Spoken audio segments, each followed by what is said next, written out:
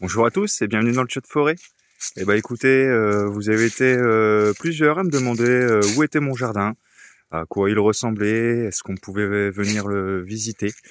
Alors bon là je suis dans l'entrée, comme vous allez voir, c'est assez touffu, difficile d'accès, difficilement praticable. Euh, donc je ne peux pas recevoir malheureusement de public sur mon terrain. Mais en toute transparence, je voulais vous montrer où je travaille, comment je travaille. Alors j'ai décidé de vous faire une petite série de vidéos pour vous montrer mon jardin. Ici, nous sommes dans le tout premier jardin, celui qu'on appellera le jardin. Je l'occupe depuis environ 8 ans. C'est une parcelle que mon père occupe depuis environ une dizaine d'années, à titre gracieux.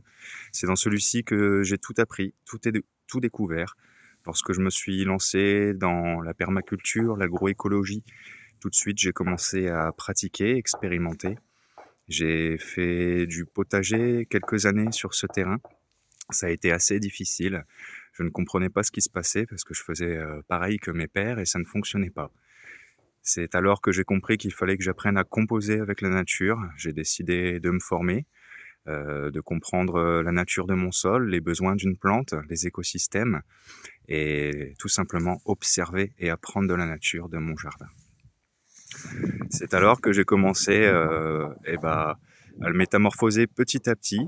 Il ressemblait de plus en plus à une forêt, il tendait à la forêt. J'ai décidé de l'accompagner.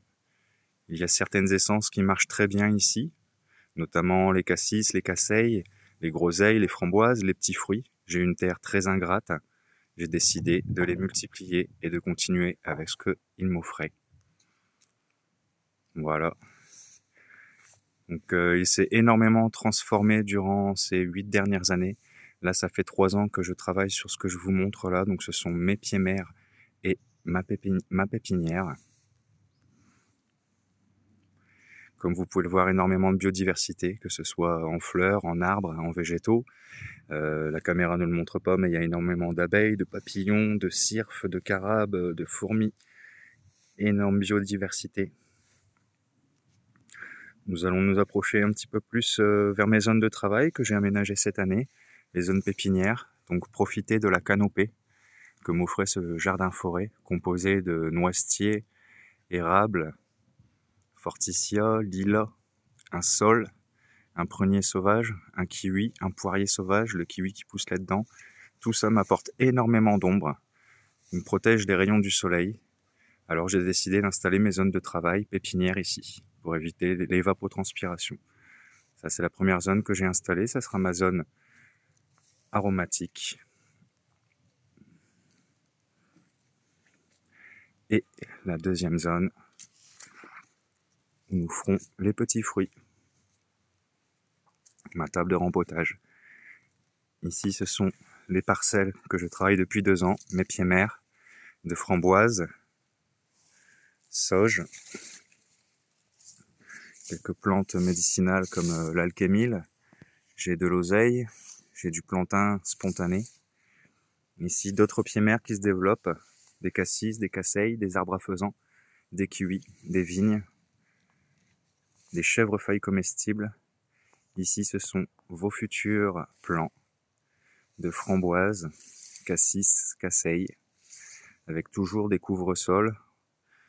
Par exemple, ici, nous avons en couvre-sol de ce magnifique pêcher résistant à la cloque de la consoude qui me permet de redistribuer les nutriments enfouis profond dans la terre. Ici, tous mes pieds-mères de framboises. Vous voyez énormément de biodiversité, hein. Les verges d'or explosent, les roses viennent juste de finir, ils vont refaire une floraison. Là, j'ai mon eucalyptus, des framboises de septembre, le September. Voilà. Bienvenue dans mon jardin. Si cette vidéo vous intéresse, n'hésitez pas à me le dire. La prochaine fois, je peux vous présenter le jardin attenant à celui-ci. 250 mètres carrés, là où vous voyez la serre. Donc on l'a déjà vu la dernière fois avec le mini jardin forêt qu'il y a là-bas. Celui dont je suis propriétaire. Merci, au revoir et à bientôt.